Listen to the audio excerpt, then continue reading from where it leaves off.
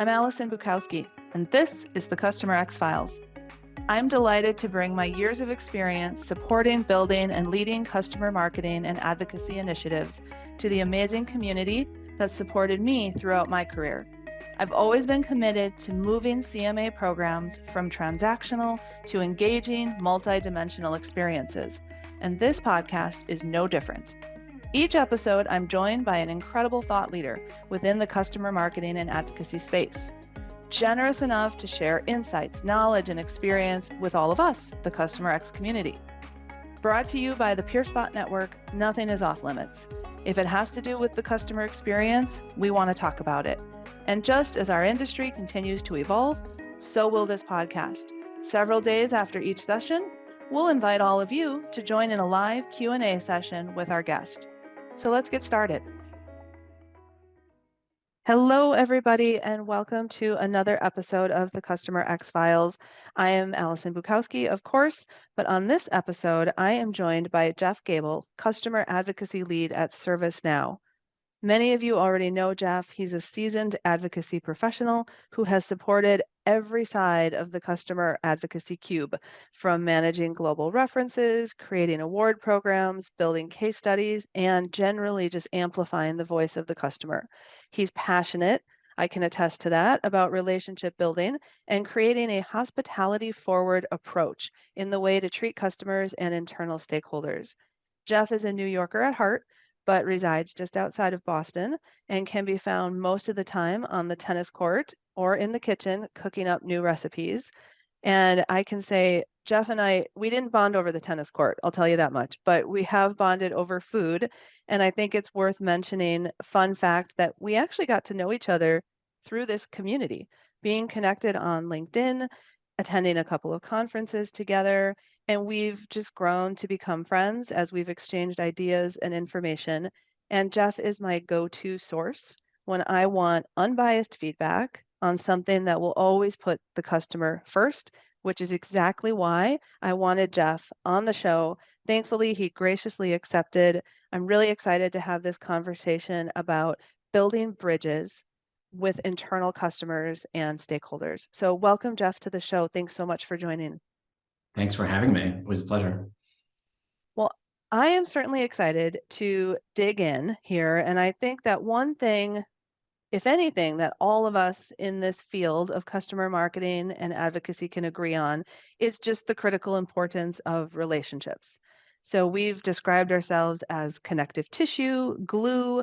I like the way that you refer to us as bridge builders. And we're going to get into that. What does that look like? What does it actually mean? Are there rules? We're going to talk about all of these things. And I know the audience is excited to hear about it, but you aren't going to get away without an icebreaker. Of course, we all know people before professionals. I'm still committed to making that hashtag stick. And we're in the midst right now of the holiday season. It's also just a time for reflection in general. So I'm curious if you would be willing to share one thing for which you are most grateful.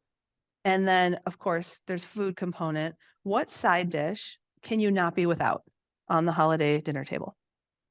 Absolutely. So for me, I'm most grateful for family, having everyone nearby. I have a tight little radius with my family, my in-laws. It's just nice to have everyone close by, to have their health. And, I just always appreciate that around the holidays. And when it comes to holidays and side dishes, I have a Thanksgiving recipe that is based on a banh mi. So it's a banh mi stuffing. It takes components from a Vietnamese dish, and puts my own little spin on it. And I use pho broth to hydrate lots of French bread. There are a ton of great veg and mushrooms in it, some secret sauces, some fish sauce. And it's just kind of a fun riff on the dish and just showcases kind of global influence and fusion. And it's just always a hit at Thanksgiving. I love it. I love it. Well, for those of you who need that recipe, either next time around for Thanksgiving or for, Christmas or whatever holidays you choose to observe for the remainder of the year, can they reach out to you, Jeff? Can they, is it a secret? Is it a Absolutely. family secret? Find me on LinkedIn, find me on social, and we can talk. Sounds good. So I know you can talk about food because we've done it for probably for hours. I'm actually this year have decided like I don't know about you, but I get bored sometimes with doing the same things. I mean, there's signature dishes, but I can't just seem to be happy with a turkey. And I usually do one for Christmas and I also do one for Thanksgiving. But this year, the secret ingredient is mayonnaise. New recipe, Mhm. haven't done it, and roasted garlic. So I'm gonna try it. Uh, by the time this episode airs, I can report out on it. But have you ever done it? It's like mayonnaise, like I've heard people put it in chocolate cake, but now it's the secret ingredient, I guess, to the ultimately moist turkey. I don't know. Have you? I was gonna say mayonnaise definitely in chocolate cake. Definitely not the healthiest option, but probably the richest. And my wife is she's Ukrainian, so they have a lot of Russian salads with mayonnaise and other things. So you can definitely take it from all different angles and all other cultures.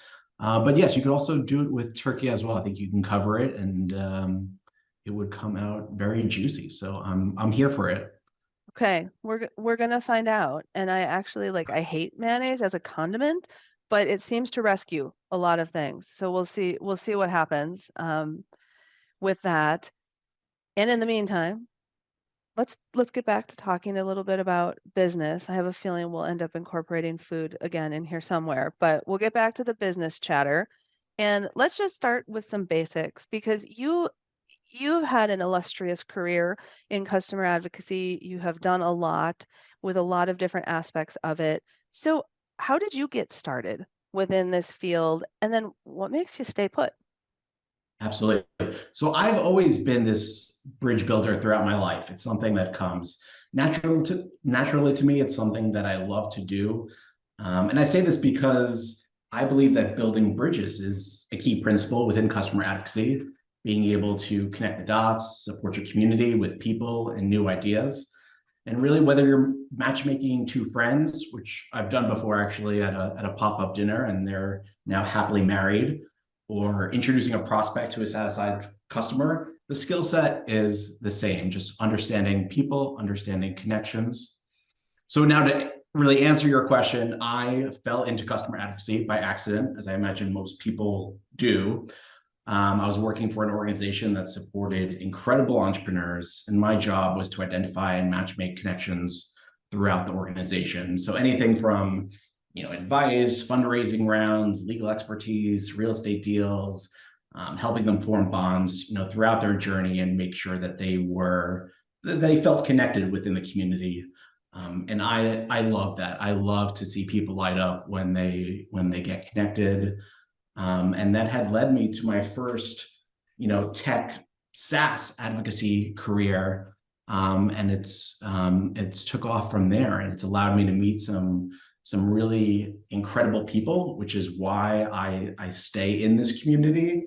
I have a camp meeting this week in Boston where I get to see other great advocacy professionals and learn from them and see what's happening in the industry. And I just love some of the magic moments, the aha moments, when you connect two people and they go, wow, like I found the missing piece of what I was looking for, or I found that that boost in confidence, that serotonin boost when people get together, and form connections. That's what I live for. That's what gets me really excited about the customers that I engage with, the connections that happen, the deals that close from it, when two people are involved in their mutual success, and a lot of them become friends afterwards.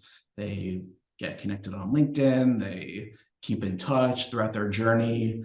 I really love that when you have that perfect connection that people really click together.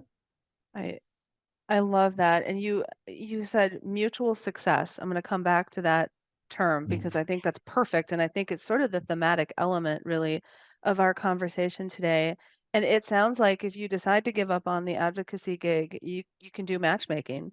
maybe like a retirement side gig for you. You can, you know, use those skills and continue to put good into the world and helping people connect. I love that are you one for one on the matchmaking, or are there other success stories I, for I another time? am. Thankfully, they're still happily married. Okay, But yeah, I don't have many single friends left. But if you're single and need a connection, maybe I can find you your missing piece. there So you go. You're not a happy one to trick match make people as well. Not a one-trick pony. Recipes, matchmaking, Exactly. just reach out to Jeff. Um, so you obviously have a great deal of experience, working with internal stakeholders, and you mentioned mutual success. So back to that.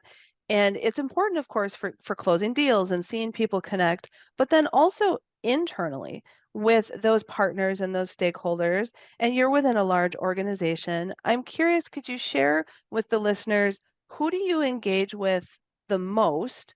And then Mhm. just kind of briefly how you support those different areas, and then we'll dig into the details. Yeah, so stakeholder management is just a big part of advocacy in general. And my number one is probably sales.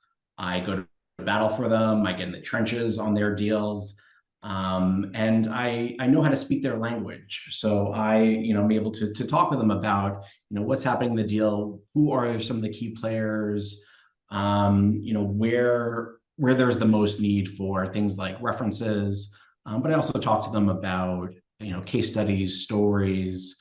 So it's a variety of different things, but my job is to both protect our sales stakeholders and our customers as well. So really building trust with them quickly and making sure that they feel supported, that you're also competent enough to be able to handle their requests is really critical. And you can also make sure that you support them in a timely manner. So I spend most of my time with sales, really understanding sales strategy, sales plays, and knowing what's happening in the deal, because you also want to make sure that you're supporting references at the right time, at the right sales stage, for someone to come in and help expedite that request.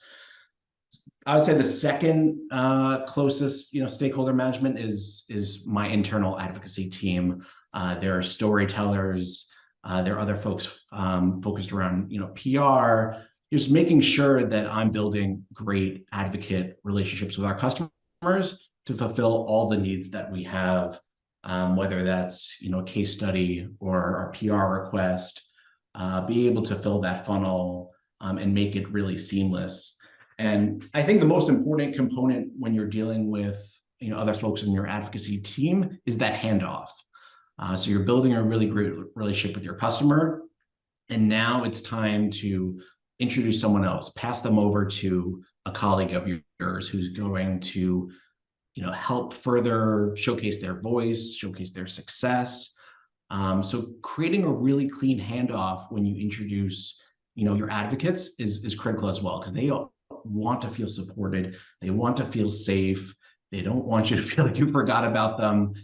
So I think, if you can be a champion for your customers, but also create really smooth handoffs so they don't have to repeat their story. They don't have to, coordinate all these scheduled times. If you can create something that's seamless for them, I think they appreciate it as well. And more likely than not, you're able to, expedite any requests, like doing a case study or being involved in PR as well.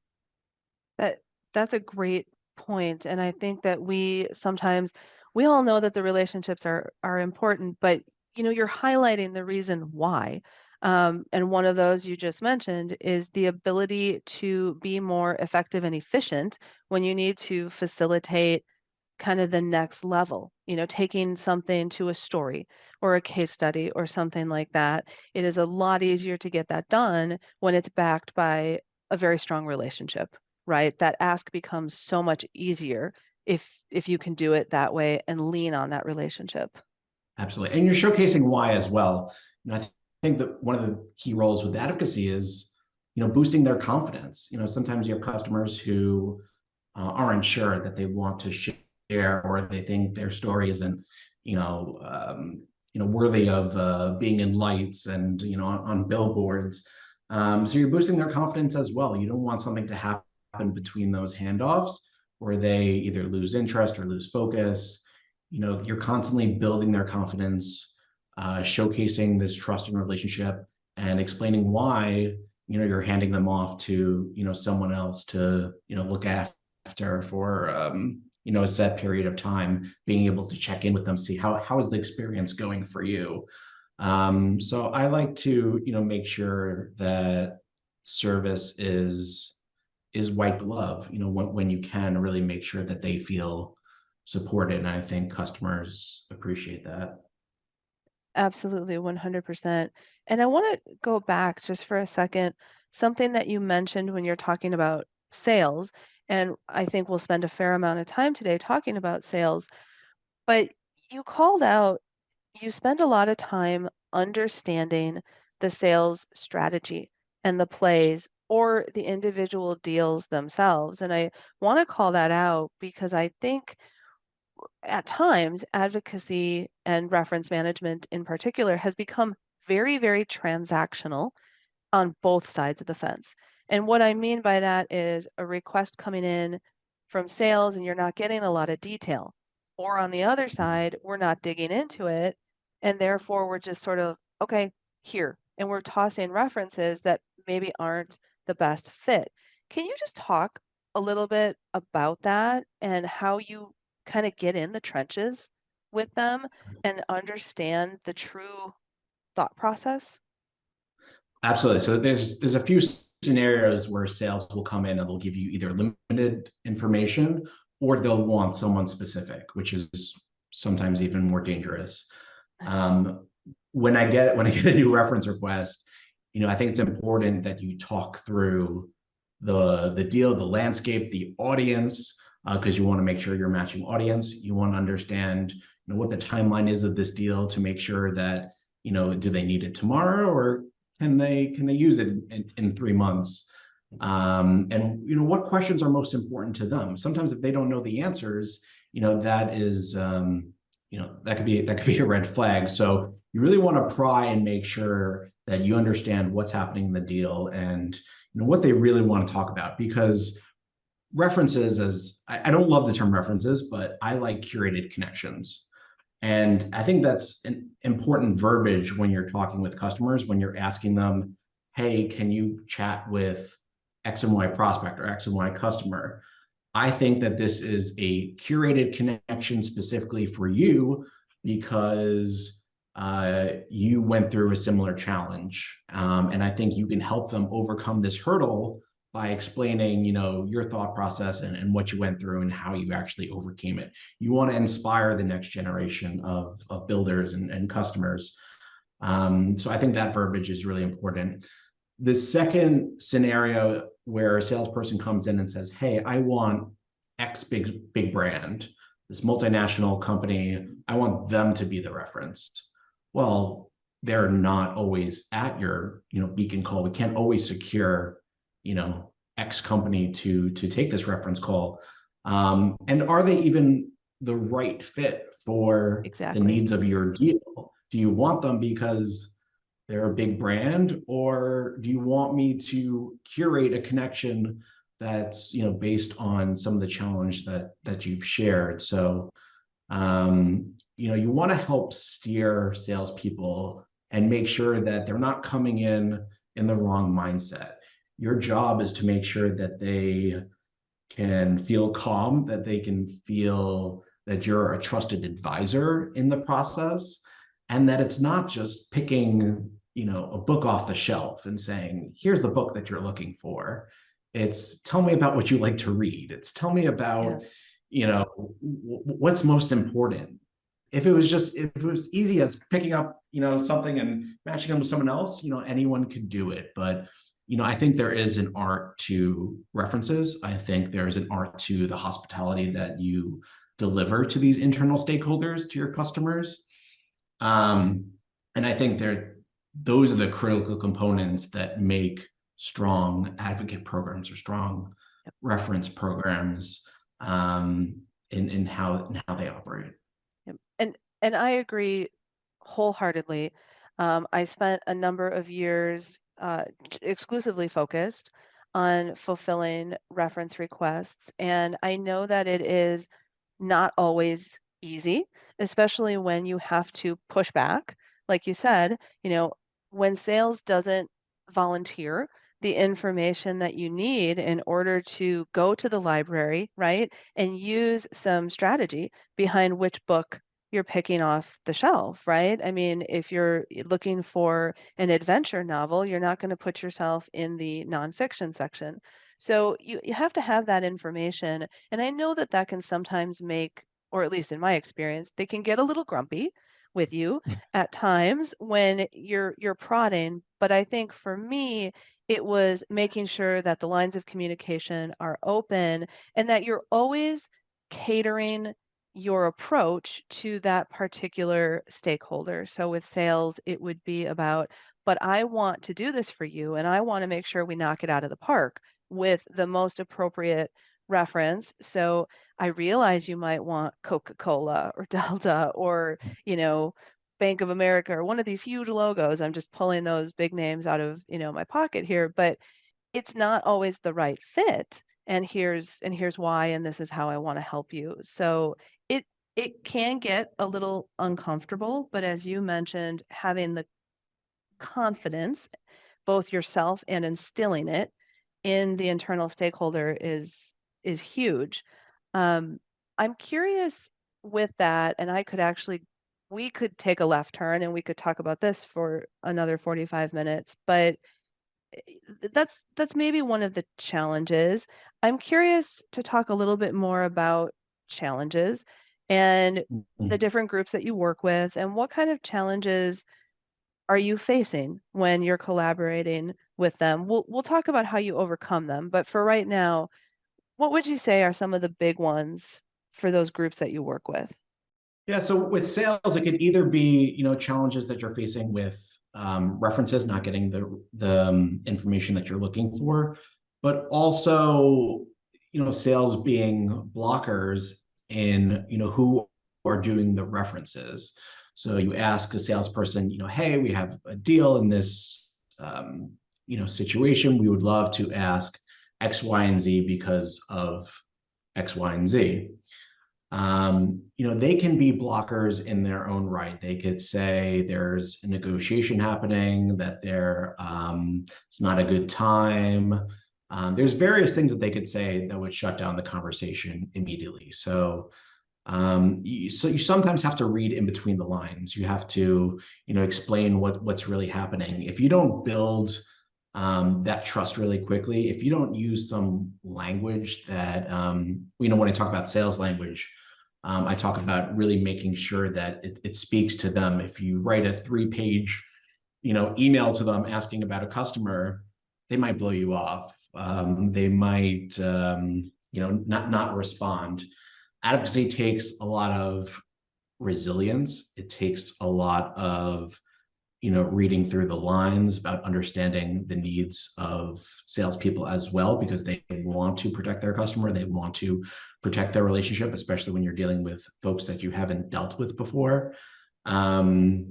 So being able to get at their level, understand what's happening in their own environments is pretty critical as well. So, I would say just make sure you're understanding the tone, reflection, the body language when you speak with someone about what's actually happening at the account. Are they shooting you down for a specific reason, or they just don't want to deal with something right now. So as you build trust and relationships, you're able to kind of pry that shell open, but it takes time. It takes being able to mutually help them while they help you. And I think that just really comes with time and relationship building. As much as you can come to the table saying, I know customer X is a fit because X, Y, and Z, sharing that background knowledge most of the time allows you into the door, saying, I know Tim is a great advocate because he did this and he spoke about this, and coming to the table with that knowledge, I think is really critical, rather than asking, hey, can I borrow your client, Fortune 500 brand, because I want them to talk with so and so. That doesn't always work. If you can come to the table with, clear line of sight, with a true understanding of the environment, most of the time that does get you through the door. Yep. And have you had situations where you've been, asked for kind of as you're describing, been asked for the big marquee name and you've had to come back and say no. And I like that you said give them the why, which is typically pretty successful. Do you have any other tips? I'm sure that there are people listening who perhaps are maybe earlier in career and the confidence with kind of going toe to toe. I hate to make it adversarial because it's not, but going toe to toe with sales to ease that or to get to that place of trust because there's nothing that builds trust other than time ultimately, but what can you do to accelerate that timeline? I think the first thing you do is be persistent, but be able to balance that as well. You don't want to be annoying. You don't want them to totally blow you off. But I think showcasing persistence is key. Sometimes you meet people through over certain communication, act a certain way, but when you call them, they're totally different. So I think being able to read people is super critical. Being able to find common ground, being able to understand their landscape, especially when you're dealing with large, enterprise customers. You don't want hiccups and distractions, while other things are going on. So, the more you can, dig in with them, maybe help them with something that they're working on, is super critical. Or yeah, really just getting on their level and helping to support them as needed.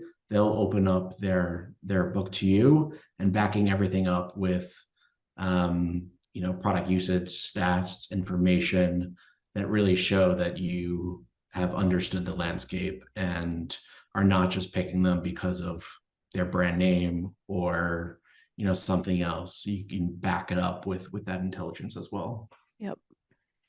And you mentioned also communicating the right way. I know that that's something I have called out and working with sales. And you had mentioned, the internal advocacy team is another group that you work with. I'm going to go out on a limb here and say that you communicate very differently with these Mhm. teams. I have always found sales as a phone-driven group. Like they picking up the phone in 5 minutes gets me a lot farther than 5 emails back and forth or 5 unanswered emails. Would you agree with that, or do you have any Absolutely. communication tips? Yeah, I think the vehicle of communication is really important. They do, sometimes prefer phones. They're on the go. They're in airports. They're in X, Y, and Z. So being able to reach them at the right time is critical. Being able to use verbiage that makes sense. I talked about before, like sometimes not using the word reference. I don't like to use that with customers, but you could also translate that as well with salespeople, saying, "I want your customer to help inspire X customer and to help save them from some of those mistakes." I think the way you craft emails and sometimes subject lines, I think that's critical as well to really grab their attention and to get right to the point, write short, concise emails, bold, what is the Hmm. action that you want them to take, because they interpret things a lot faster. One of the other tips and tool that I love in Outlook the most is a schedule later email. If they're in a different time zone, I deal with A's globally, but if someone's on the West Coast, and I want to hit their inbox at 8:30 a.m. when maybe they're just getting ready for the day, or they're an early riser and they're not into the weeds just yet, that might be the prime opportunity to get them, as opposed to having them at 1 o'clock and they're out or they're doing stuff. So I think being strategic with that as well, knowing when to reach them, what vehicle to reach them on, and just making it really seamless for them. Maybe you're asking them, can I make the ask to your customer? Because a lot of the times salespeople don't want to get involved in asking for references specifically. They want to create clear separation of church and state, and that they're responsible for upsells and different various actions, but don't want to be involved and ask because that might affect deals, that might affect someone asking for a discount. So sometimes if you just ask, hey, I'd love to ask Tim directly if he would be a reference, that might also take them out of the equation. Doesn't give them doesn't give them an ask to do, so they're not responsible, and also doesn't tie them into the equation with the customer for a specific favor. And sometimes they're just more open Yep. to that.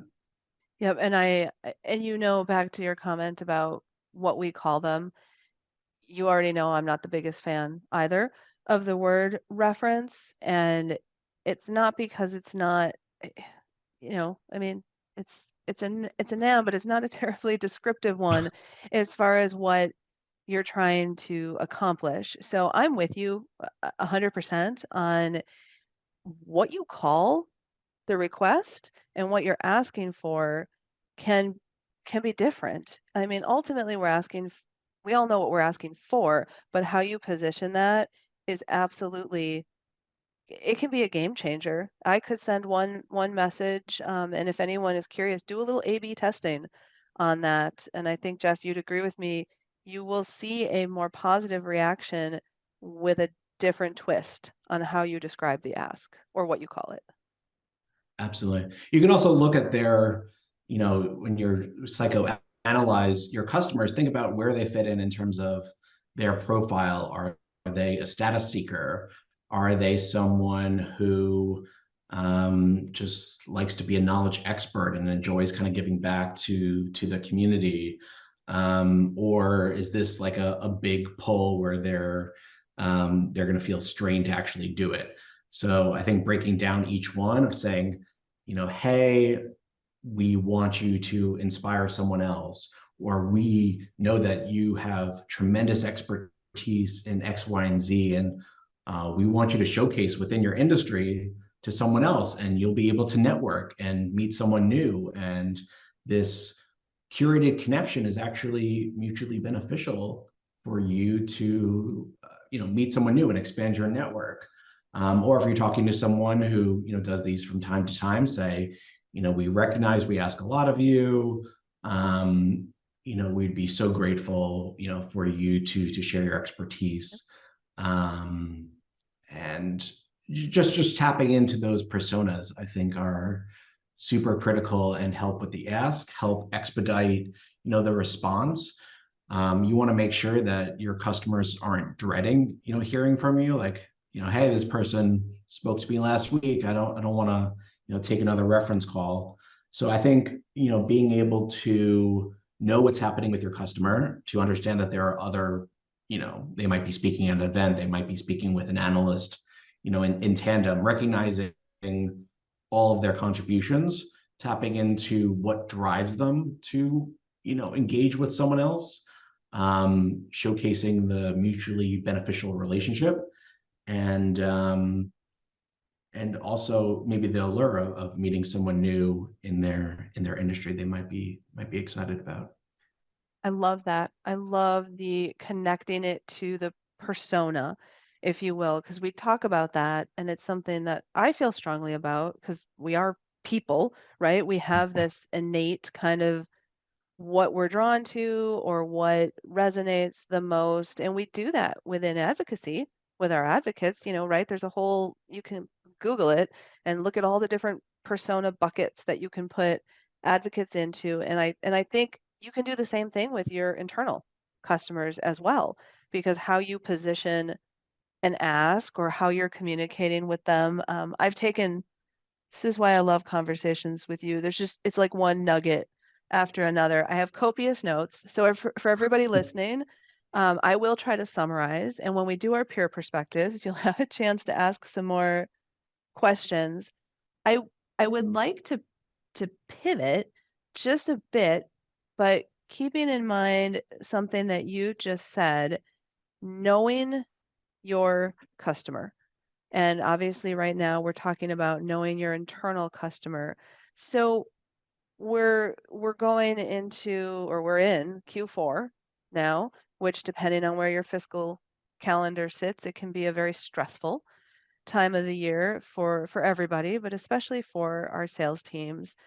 What skills, Jeff, do you think that all customer advocacy professionals should have in their toolbox in order to build bridges and strong relationships? And maybe we can frame it kind of with the Q4 Mhm. urgency here. Like, what is going to help you uh, during what can be a stressful time? You can come out looking great if you're able to step in and step it up this quarter. Let's talk a little bit about that. What skills are going to serve us well?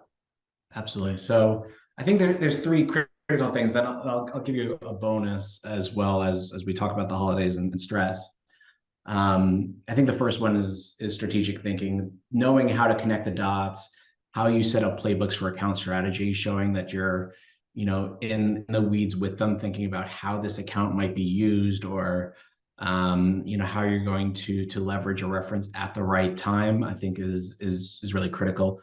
Communication is so important in the way you deliver to salespeople, how you speak with them, how you communicate over the phone, how you exude confidence in that ask, even how you negotiate with internal stakeholders and customers, is really critical as well, because sometimes it's a trade-off.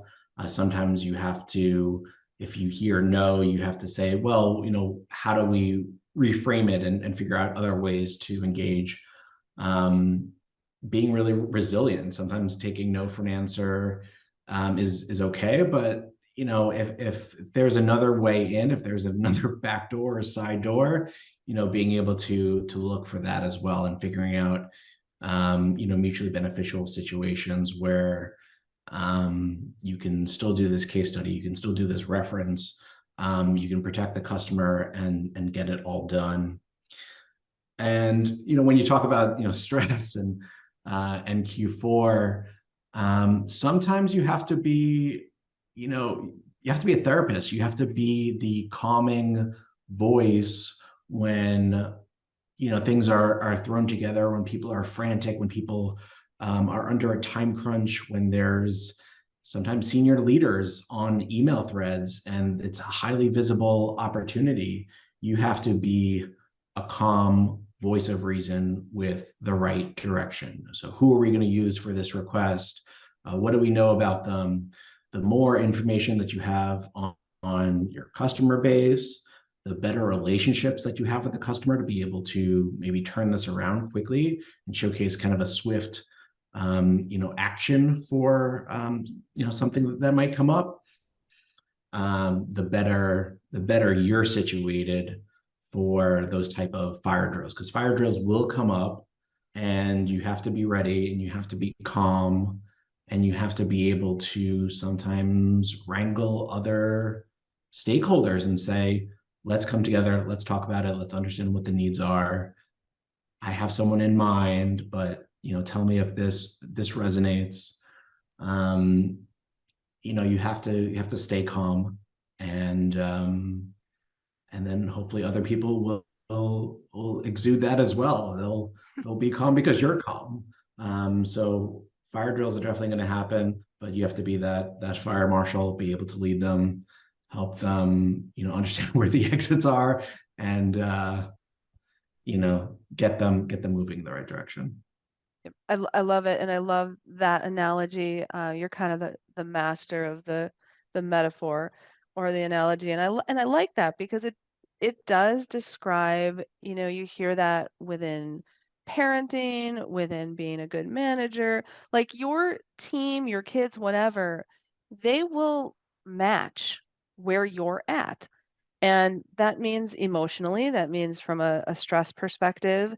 And I know I can say there have been a couple of occasions during Q4 where you kind of have to do the duck thing, right? Like everything looks fine on the surface, but underneath, we all know that you're just paddling to survive.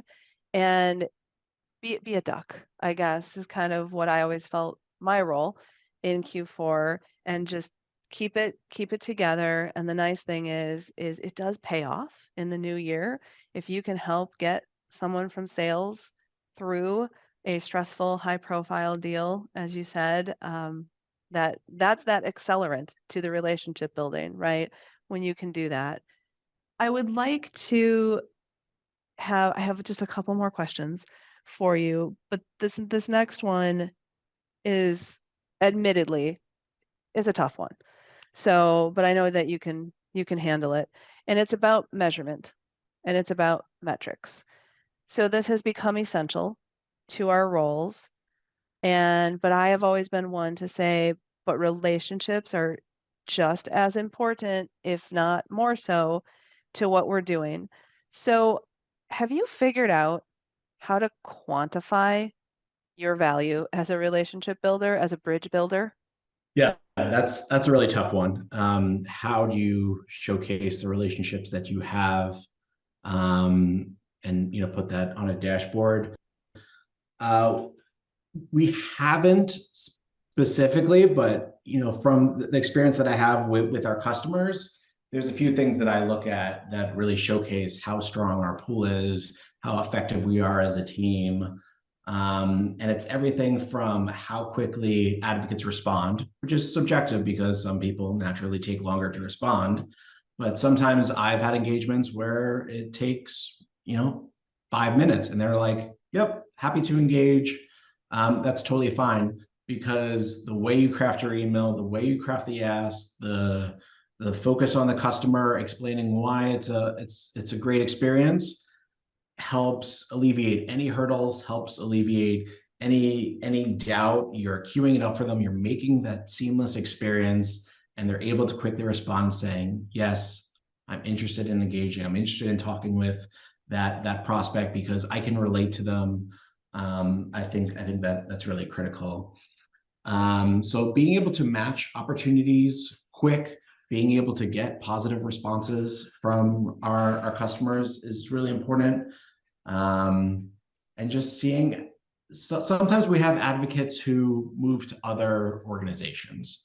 And the relationship metric that I like is just, how likely are they advocates at their new companies? How often can we champion their success and their growth? That's something that's really fulfilling. And we measure the alumni of different customers, and seeing how that grows as well, whether they're introducing the platform to another organization or they're continuing their journey to help strengthen someone else. That's really exciting. But I would mainly say speed to speed and engagements, and just making sure that your customers are there for you just like you are for your customers. So when you provide really great service for a customer, they reciprocate it back. They know that you were able to support them and that they're there to help support you right back, and to engage. So I love that one, response rate. And I like advocate alumni too. To see that we do that with customers, right? Why would we not do it like, oh, this person bought our solution here and then they moved over here. Same thing with a willingness to advocate. And I will toss in there that, I've certainly leveraged NPS just because it's kind of a standard, right? You typically see a higher score or just a general kind of satisfaction survey. Have done those from time to time. So it can be done. It's still difficult and it's still challenging, but with that survey piece of it, one thing I'll toss out there is doing a survey of your internal customers, those folks Mhm. that you are building those bridges with. It is nice sometimes to have their feedback and to be able to, showcase that and say, see, what we're doing here makes a difference. And I'm glad you brought that up around surveys as well, because I think anecdotes is sometimes that middle ground to proving how successful advocate programs are. It doesn't always show up on the dashboard. It doesn't always show up in metrics, the number of requests that respond to. But I think as an advocacy professional, we have to advocate for ourselves, our program, getting anecdotes from salespeople saying, the reference team was able to support our deal. They understood our needs and they, quickly acted to, find someone really successful. Getting anecdotes from customers saying, I enjoy being a reference because it Yep. allows me to meet other people and it's always a curated experience. Those are the kind of anecdotes that will help, bulletproof your program and make it really successful. Um, I know before I shared an example of a salesperson coming to you in Q4, being really anxious, and sales leadership is has eyes all over it and you're able to support, those are great anecdotes as well. And those should be part of the win reports. Advocacy participated in helping expedite close, a deal close Yeah. in that quarter, because if it doesn't close in that quarter, it's pushed to another quarter, and And you're that's pushing it, sometimes a problem. So yeah, to Q1. If you can bring it across the finish line in Q4, everybody wants that. They don't, nothing disappoints a salesperson more than having to watch that big deal creep and slide into Q1. So I'm with you when I put together for leadership, slides that showcase the numbers. I think that's great. And we need to have the numbers, but on that same slide, right alongside it is a narrative. And by that, I mean an anecdote. It means that I want, Sarah, who's one of our, account executives, I want her to say, hey, if it wasn't for the fact that I got this reference and I got them on the line, I may not have closed it in Q4. That stuff just, oof, it just brings everything together. So, and we can talk more about this when we get together for our peer perspectives. I want to, as always, of course, respect your time. So, one last question before I close us out, and I ask this of all the guests. What is the number one piece of advice that related to this topic or not, that you would like to give to this community? follow the golden rule. Treat customers the way that you want to be treated. Respect their time, respect their insights, make it, as easy to engage as possible. And just, put yourself in their shoes, whether it's the week of a holiday and you're asking, a certain ask of them, recognize that. I recognize it's a busy time for families, for just make it human, make it really, just think about yourself and how you want to be treated, and know that they're individuals with a life outside of their work and, their own work to manage. And this is just an added layer that you're making hopefully fun to engage in and participate, but just recognize, what you're asking. I love that. Would you say they're people, Jeff? They're people before they're professionals? Gonna keep They're hammering on. definitely they're definitely people before professionals, and the more you can get to know their interests, their hobbies, their sports, their family, their dogs. I like surprise and delight. I like, making sure we can remember things about them or send things, that relate to their engagements. So I think that always helps speed up that response. Hey, I saw the Jets game last night. I saw, this. That makes it relatable. That makes it human. Yep, exactly. I love it. That's great advice. And I imagine that for those of you who are listening, found this conversation fascinating.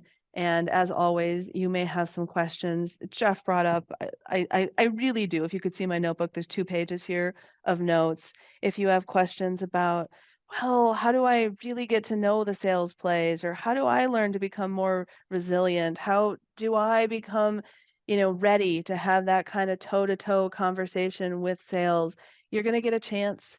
You know by now if you've been listening, and if you are new, we will continue this conversation in a live Q&A format that will take place in a couple of weeks. That's my favorite part of doing this particular podcast, that the conversation does not have to end. Follow me, follow Jeff on LinkedIn. Stay tuned for that link and more information. And of course, Jeff, thank you so very much for joining me today. This has been, as I knew it would be, an extremely human and a very fun conversation to have. Always a pleasure talking with you.